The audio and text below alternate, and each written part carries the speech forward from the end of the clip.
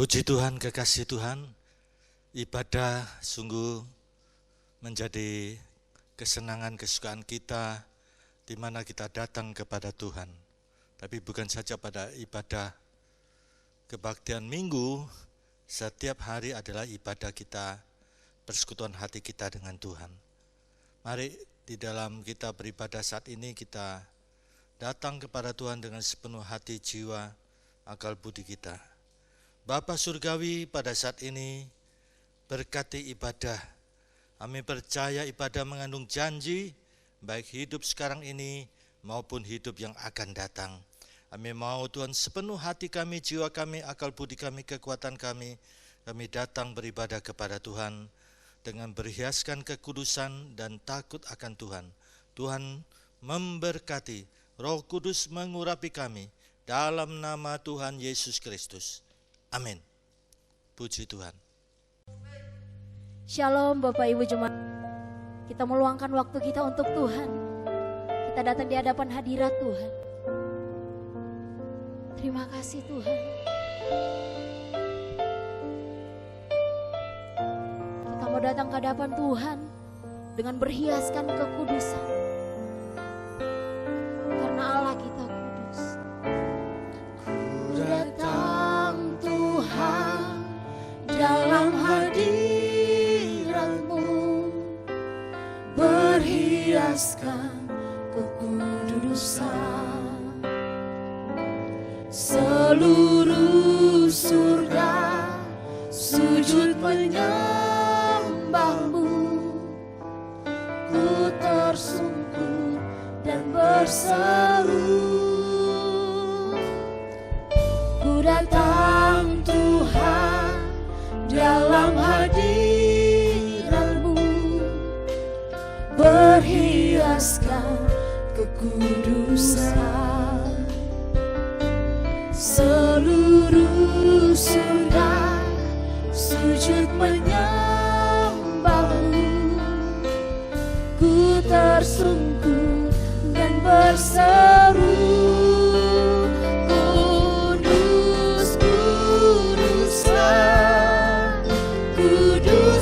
Tuhan, Allah semesta alam, kudus, kuduslah, kuduslah Tuhan, surga bumi menyembah-Mu. Terima kasih. Ku datang Tuhan dalam hadirat-Mu, berhiaskan kekudusan. Seluruh surga sujud menyembah-Mu, ku tersungkur dan berseru. Ku datang Tuhan, ku datang Tuhan dalam hadirat-Mu, berhiaskan kekudusan.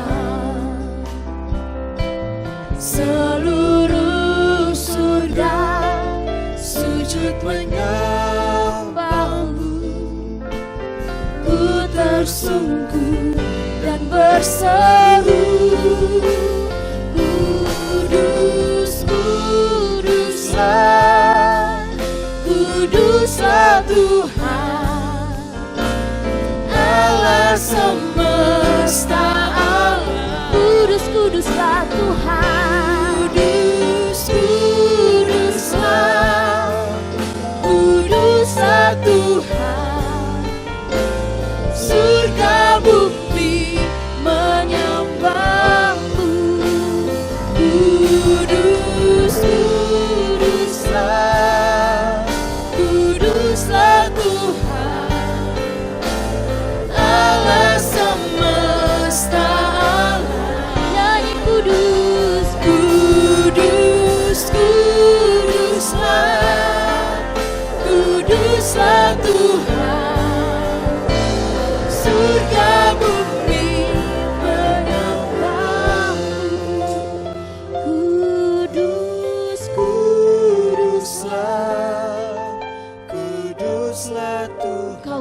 Tuhan. Allah Allah semesta alam. Oh, kudus-kuduslah Tuhan.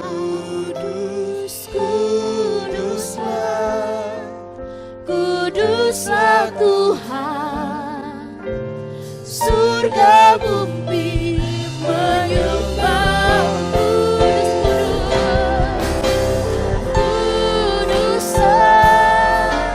Kuduslah Tuhan, Allah semesta alam.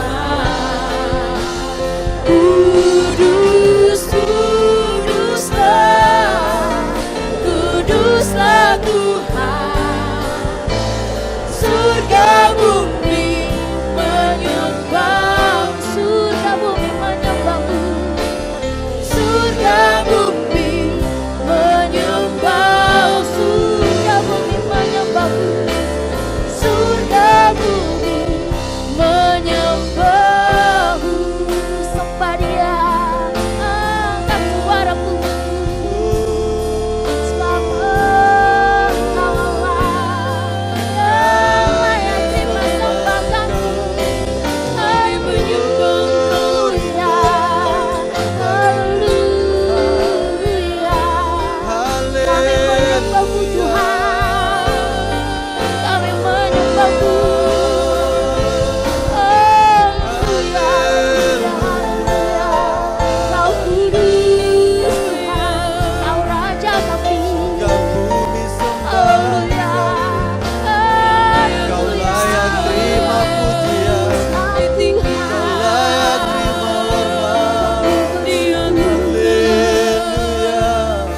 kami bersyukur Tuhan. Haleluya, kuduslah Tuhan. Oh, kuduslah Tuhan, kuduslah Tuhan, Allah Dia Allah kita yang kudus. Dia Allah segala semesta. Untuk itu kita datang kepada Tuhan, kita menyembah Tuhan dalam kekudusan. Sebab Dia Allah kita yang kudus.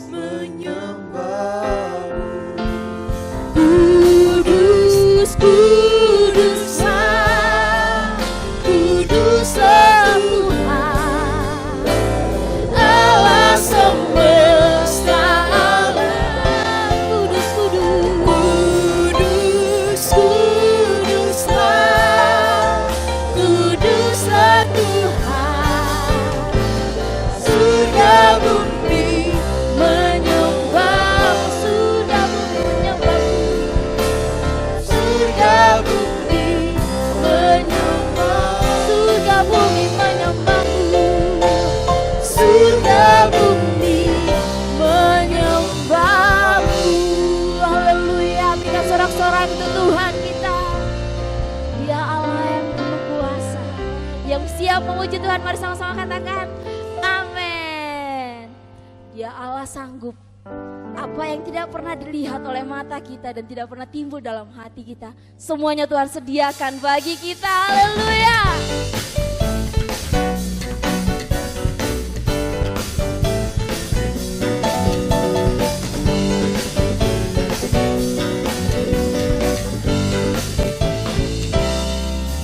Baik hal pernah dilihat mata, tak pernah didengar telinga, tak pernah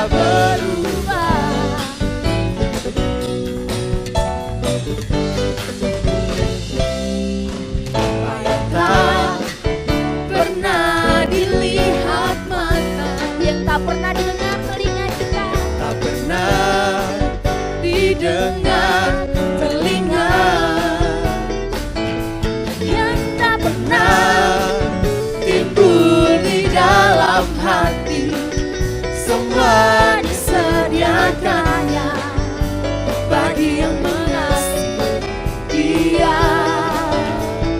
Allah sanggup melakukan segala perkara, dulu, sekarang, dan selamanya. Kuasanya tidak berubah. Allah sanggup melakukan segala perkara, dulu, sekarang, dan selamanya. Kuasanya tak berubah. Allah sanggup melakukan segala perkara, dulu, sekarang, dan selamanya. Kuasanya tidak berubah. Allah sanggup melakukan segala perkara, dulu, sekarang, dan selamanya. Kuasanya tak berubah. Dulu, sekarang, dan selamanya. Dulu, sekarang, dan selamanya. Dulu, sekarang, dan selamanya. Kuasanya tak berubah. Terima kasih Tuhan, kami percaya kuasa-Mu ada dalam hidup kami. Haleluya, berikan sorak-sorai ke Tuhan kita. Kasih Tuhan, kita akan masuk di dalam firman Tuhan. Langit dan bumi akan lenyap, tetapi firman Tuhan itu kekal adanya. Kesempatan ini sangat berharga supaya kita menyimpan firman Tuhan di dalam lubuk hati. Bagi kita yang mendapatkannya itu menjadi kehidupan, bahkan menjadi kesembuhan. Puji Tuhan. Kita akan belajar bersama-sama kebenaran firman Tuhan. Sejahtera kota adalah sejahtera saudara juga. Mari kita membaca Yeremia 29 ayat 7. Yeremia 29 ayat 7. Demikianlah firman Tuhan. Usahakanlah kesejahteraan kota kemana kamu aku buang, dan berdoalah untuk kota itu kepada Tuhan, sebab kesejahteraannya adalah kesejahteraanmu. Puji Tuhan. Kekasih Tuhan, kebenaran firman Tuhan ini perlu kita perhatikan. Sekarang ini kita ada di kota Surabaya. Kalau kita melihat kebenaran firman Tuhan ini untuk aplikasinya di dalam kehidupan kita sekarang ini yang ada di kota Surabaya.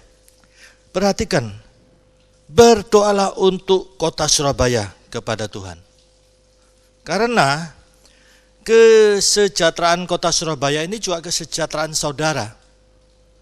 Kekasih Tuhan, kita berada di kota Surabaya, pastilah kita meyakini bukan kebetulan. Kita tentunya ada di dalam rencana Tuhan di kota Surabaya ini. Nah, firman Tuhan mengatakan apa? Berdoalah untuk kota itu kepada Tuhan. Berdoa untuk kota. Kita ada di Surabaya. Bahkan usahakanlah supaya kota Surabaya ini ada di dalam kesejahteraan. Usahakanlah kesejahteraan kota ya, di mana kita berada. Kekasih Tuhan, kota Surabaya adalah bagian dari sekian banyak kota di NKRI ini, Negara Kesatuan Republik Indonesia. Kita hidup di Indonesia ini dengan 4 pilar yang telah ditetapkan oleh pemerintah. 4 pilar ini untuk supaya kesatuan persatuan bisa tetap terwujud. Yang pertama, Undang-Undang Dasar 45. Yang kedua, Pancasila. Yang ketiga adalah Bhinneka Tunggal Ika. Yang keempat, NKRI, Negara Kesatuan Republik Indonesia. 4 pilar ini harus menjadi dasar kita bernegara. Negara Indonesia dengan kekayaan alam, budaya, suku bangsa. Lihat, bangsa negara Indonesia ini sangat diberkati Tuhan. Gus Plus seorang dan satu tim, ya, grup musik menyanyikan sebuah lagu yang menunjukkan bagaimana keberadaan bangsa negara Indonesia ini. Dikatakan tongkat jadi tanaman, kolam susu. Betapa Indonesia ini sangat diberkati Tuhan. Kita lihat seperti ya batang-batang dari ketela ya di stek bisa bertumbuh, berbuah ya. Ketela dan menjadi makanan penduduk Indonesia ini. Kita lihat ternak-ternak sapi menghasilkan susu, dan itu pun juga menyehatkan putra-putri bangsa Indonesia ini. Indonesia sangat diberkati Tuhan. Nah, betapa pentingnya kita di dalam keanekaragaman ini. Kita mempunyai satu yang menunjukkan karakteristik bangsa negara Indonesia, yaitu Bhinneka Tunggal Ika. Kita beraneka suku bangsa, tapi kita satu adanya, Negara Kesatuan Republik Indonesia. Dan kita di dalam berbangsa, bernegara dengan berbagai aneka ragam suku bangsa, kita harus tanamkan apa yang menjadi karakteristik bangsa Indonesia ini, yaitu gotong royong. Nah, ini satu karakteristik yang sangat bagus sekali. Kita bisa bergotong royong, bekerja sama, saling tolong menolong. Disinilah sebenarnya sudah memenuhi hukum Kristus. Kalau kita memperhatikan di dalam Galatia, kita membaca dalam Galatia, ditunjukkan bahwa ya dengan kita bergotong royong itu satu karakteristik yang sangat indah sekali. Karena di dalam iman Kristen itu juga menunjukkan hukum Kristus. Hukum Kristus. Kalau dikatakan hukum, berarti itu menjadi satu ketetapan yang harus dipatuhi bersama. Di dalam Galatia pasal 6 ayat 2, bertolong-tolonganlah menanggung bebanmu. Demikian kamu memenuhi hukum Kristus. Nah ini, bertolong-tolonganlah menanggung bebanmu.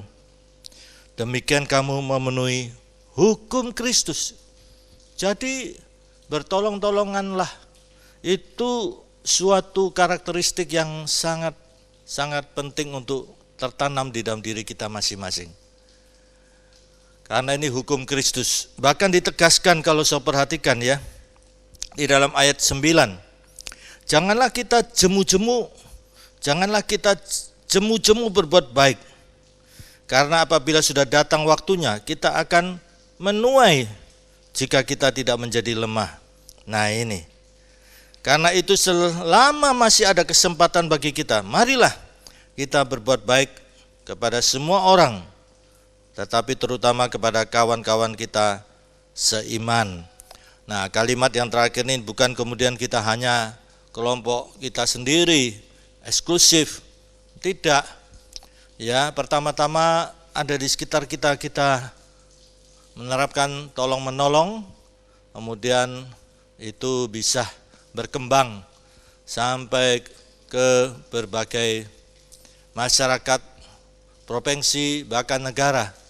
Kita memperhatikan, karena firman Tuhan katakan apa? Sampai begitu pentingnya, sampai dikatakan apa? Jangan sesat, Allah tidak membiarkan dirinya dipermainkan.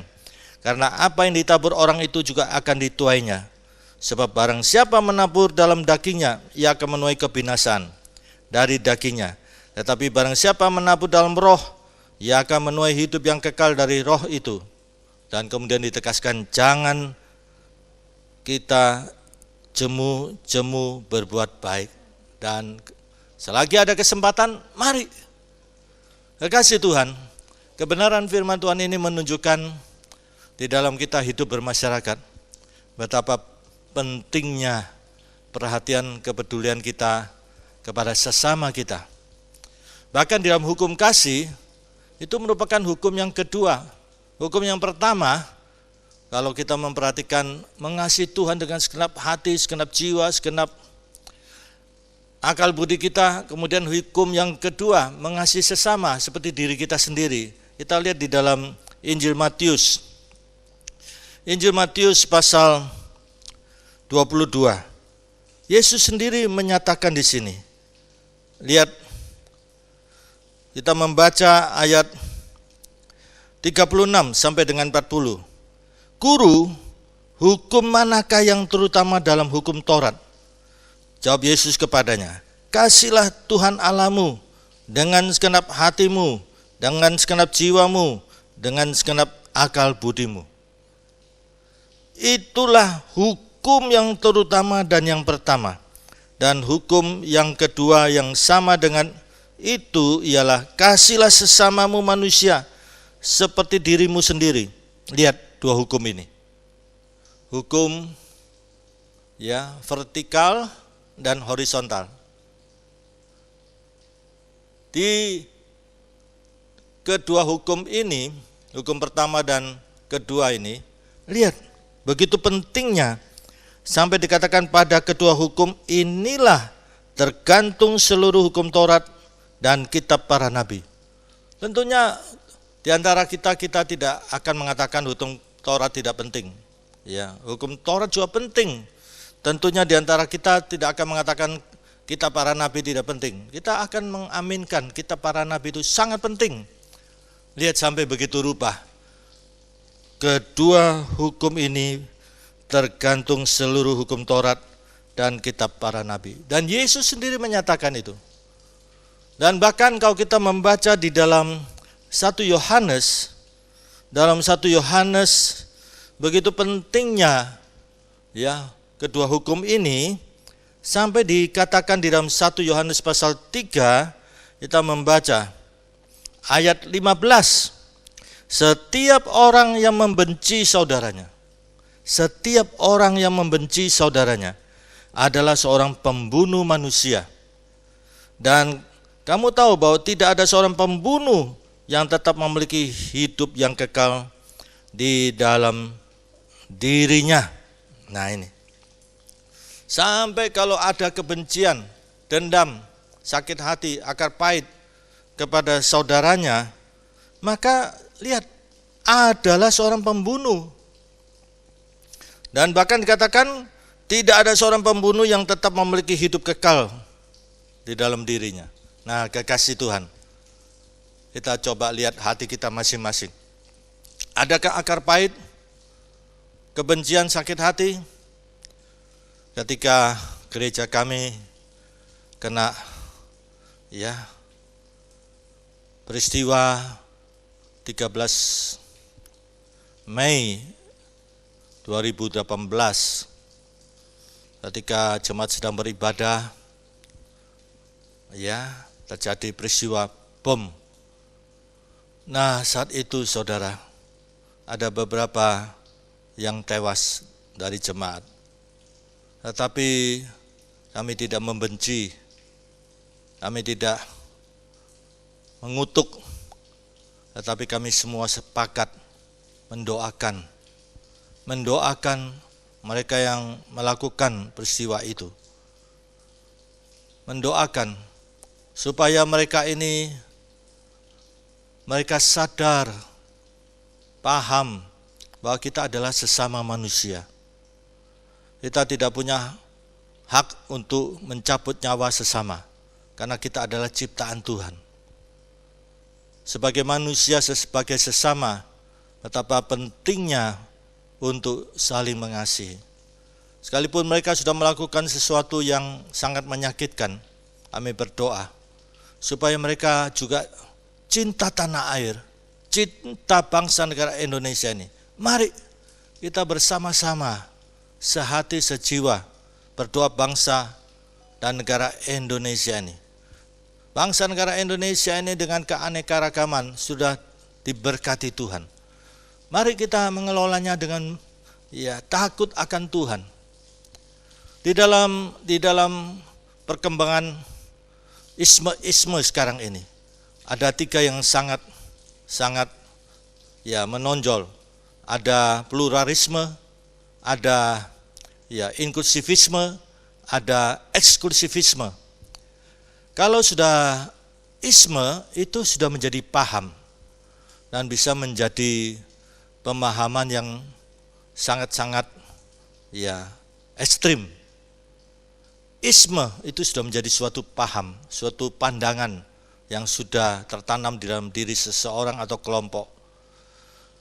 Pluralisme, kelompok dari pluralisme itu meyakini bahwa semua agama itu, semua pandangan, semua keyakinan itu mempunyai juga jalan keselamatan. Sedangkan inklusivisme itu meyakini bahwa keyakinannya mempunyai kebenaran, keyakinan yang lain pun juga mempunyai kebenaran. Sehingga bisa diadakan dialog agama. Dengan adanya dialog agama ini, di satu sisi memang ada sisi baiknya, supaya bisa bekerja sama, saling menghargai, saling menghormati. Tetapi yang di sisi yang lain, kalau sampai bercampur, nah ini jangan sampai suatu keyakinan itu menjadi sinkritisme. Keyakinannya sudah bercampur dengan seperti umpamanya tradisi dengan mistik, sudah bercampur, akhirnya menjadi sinkritisme. Nah, ada lagi eksklusifisme. Eksklusifisme ini satu kelompok yang eksklusif, merasa bahwa keyakinannya adalah yang paling benar, yang lain salah. Nah, kekasih Tuhan, 3 kelompok ini kalau sudah menjadi isme itu, itu tidak diharapkan demikian. Nah, bagaimana sikap kita? Sikap kita di dalam masyarakat Indonesia yang majemuk ini, beraneka suku bangsa, tradisi, budaya. Bagaimana sikap kita ini? Sebagai suatu bangsa yang di dalamnya berbagai aneka suku bangsa dan budaya, keyakinan, Indonesia sudah menjadi karakteristik, yaitu adanya gotong royong, kebersamaan. Ini sudah membudaya dari sejak dahulu kala, tinggal dikembangkan. Nah, kekasih Tuhan, sikap kita setiap suku bangsa mempunyai keyakinan masing-masing. Kita mempunyai keyakinan dalam konteks Kristen, kita mempunyai keyakinan pribadi, saya percaya kepada Yesus Kristus. Sedangkan di dalam hidup bermasyarakat, maka kita menerima pluralitas, tapi bukan pluralisme. Dalam keyakinan pribadi, kita eksklusif, karena keyakinan pribadi kita, itu hak asasi manusia. Keyakinan pribadi. Bukan eksklusivisme menjadi suatu keyakinan yang ekstrim yang menganggap dirinya benar, yang lain salah. Nah, ini bisa timbul masalah.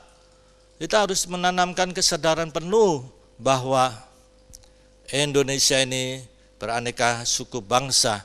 Maka dalam keyakinan pribadi, kita yakin Yesus Kristus Tuhan dan Juru Selamatku.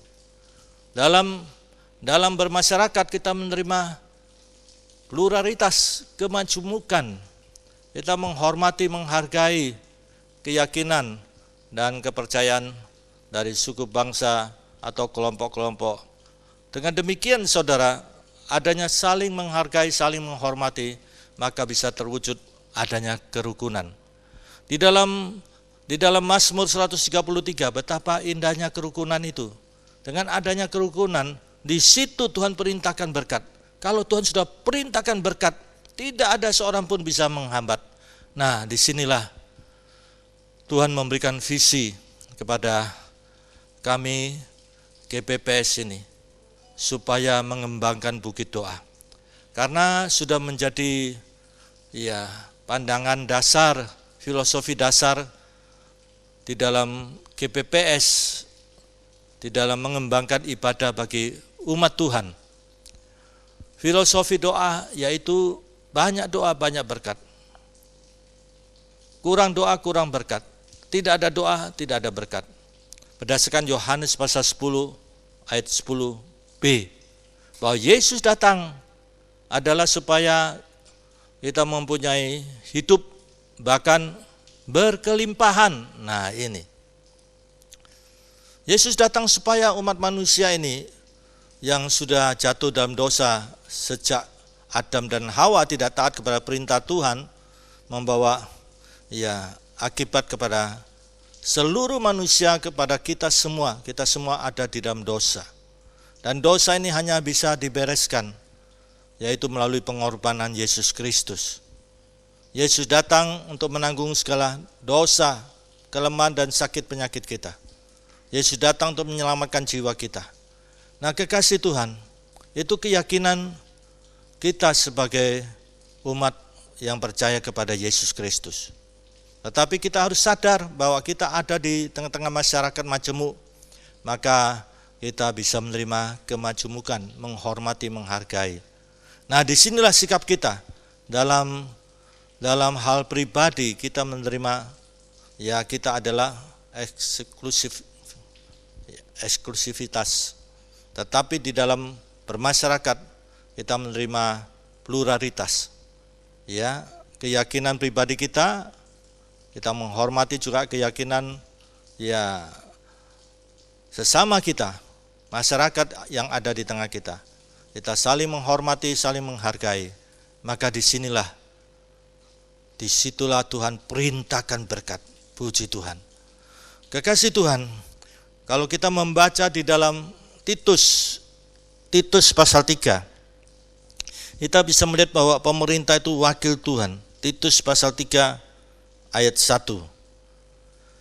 Ingatkanlah mereka supaya mereka tunduk pada pemerintah dan orang-orang yang berkuasa, taat dan siap untuk melakukan setiap pekerjaan yang baik. Nah ini, janganlah mereka memfitnah, janganlah mereka bertengkar, hendaklah mereka selalu ramah dan bersikap lemah lembut terhadap semua orang. Nah ini, Titus telah diberi pesan oleh Rasul Paulus supaya tunduk pada pemerintah, karena pemerintah ini adalah wakil Tuhan. Jangan sampai memfitnah, jangan sampai bertengkar. Mari tunjukkan sikap sebagaimana karakteristik bangsa negara Indonesia ini, kegotong royongan. Nah ini ditunjukkan supaya ramah, lemah lembut, satu dengan lainnya untuk semua orang. Demikian juga kita perhatikan di dalam 1 Petrus pasal 2. Rasul Petrus pun menunjukkan bahwa pemerintah itu adalah juga wakil Tuhan. Kita membaca ayat 12 dan selanjutnya. Tunduklah karena Allah kepada semua lembaga manusia, baik kepada raja sebagai pemegang kekuasaan yang tertinggi, maupun kepada wali-wali yang diutusnya, untuk menghukum orang-orang yang berbuat jahat dan menghormati orang-orang yang berbuat baik. Selanjutnya, hormatilah semua orang, kasihilah saudara-saudaramu, takutlah akan Allah, hormatilah raja. Lihat, kebenaran firman Tuhan sudah menunjukkan demikian. Dan bahkan Rasul Paulus meminta kita supaya mendoakan. Kita lihat di dalam 1 Timotius pasal 2. 1 Timotius pasal 2, kita membaca ayat 1 sampai dengan 3. Pertama-tama aku menasihatkan, lihat, pertama-tama naikkanlah 1 permohonan, 2 doa syafaat, 3 ucapan syukur untuk semua orang, untuk raja-raja dan untuk semua pembesar, agar kita dapat hidup tenang dan tentram dalam segala kesalehan dan kehormatan. Itulah yang baik dan yang berkenan kepada Allah, juru selamat kita. Lihat kekasih Tuhan. Nah, mari kita bersama-sama mendoakan bangsa negara Indonesia, apalagi dalam situasi kondisi COVID-19 wabah corona ini. Itu sebabnya Tuhan memberikan visi kepada kami. Kami mempunyai 3 bukit doa.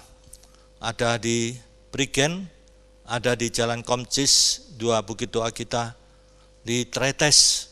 Sekarang ini kita sedang mengembangkan asrama pria di Bukit Doa GPP Sawahan Prigen, dan nanti ya ini sudah tinggal finishing saja. Kemudian kami lanjut dengan pembangunan asrama perempuan. Kami mengembangkan dengan satu visi yang Tuhan berikan, berdoa untuk bangsa negara Indonesia ini. Tuhan taruh itu supaya mari kita dengan berbagai suku bangsa, budaya, ya, kekayaan alam, mari kita bersatu padu membangun bangsa negara Indonesia ini. Dalam situasi kondisi sekarang ini, mari kita bersama-sama ya mendoakan bangsa negara Indonesia ini supaya vaksin ya dari virus corona ini ditemukan, dan kita semua umat dari berbagai keyakinan bisa beribadah dengan tenang tanpa cemas. Puji Tuhan, mari kita berdoa. Bapa Surgawi, kebenaran firman-Mu sudah menunjukkan kepada kami supaya kami cinta Tuhan, kami juga cinta tanah air, karena firman-Mu sudah menunjukkan kesejahteraan kota, kesejahteraan negara adalah kesejahteraan kami juga. Indonesia yang Tuhan sudah berkati dengan kekayaan alam, dengan beraneka ragam suku bangsa, budaya, karakteristik. Mari Tuhan, apa yang sudah menjadi akar budaya kami, kegotong royongan, ini bisa tetap bertahan dan semakin meningkat. Kami saling mengasihi satu dengan lainnya dan sama-sama membangun bangsa negara Indonesia. Kami berdoa Tuhan, pada saat ini, mari Tuhan, Tuhan memberikan hikmat kebijaksanaan kepada para pimpinan pemerintahan, dari presiden, menteri, dan para pejabat yang ada di atas, supaya mereka diberikan Tuhan hikmat kebijaksanaan untuk mengatur negara ini dengan baik. Dalam wabah sekarang ini, mereka boleh bergotong royong bagaimana mengatasi masalah yang terjadi sekarang ini. Tuhan tolong bangsa negara kami Indonesia. Indonesia diberkati Tuhan, puji Tuhan. Demikian setiap saudara yang pada saat ini, mereka juga berdoa untuk kesejahteraan kota, kesejahteraan negara, karena itu menjadi kesejahteraan bagi mereka sekeluarga. Mari Tuhan, kami bersatu hati pada saat ini berdoa untuk bangsa negara Indonesia ini. Indonesia diberkati Tuhan. Kami yakin Tuhan menuntaskan wabah virus corona di Indonesia ini. Karena Tuhan yang berdaulat, hati Tuhan penuh belas kasihan. Pasti Tuhan, hati Tuhan tersentuh. Mari Tuhan, semua umat berdoa bersatu padu. Kami yakin Indonesia diberkati Tuhan. Kasih karunia Bapa Surgawi, kasih Tuhan Yesus, dan persekutuan Roh Kudus menyertai saudara mulai sekarang ini sampai Maranatha Tuhan Yesus datang kembali, dalam nama Tuhan Yesus Kristus. Haleluya. Amin. Tuhan memberkati.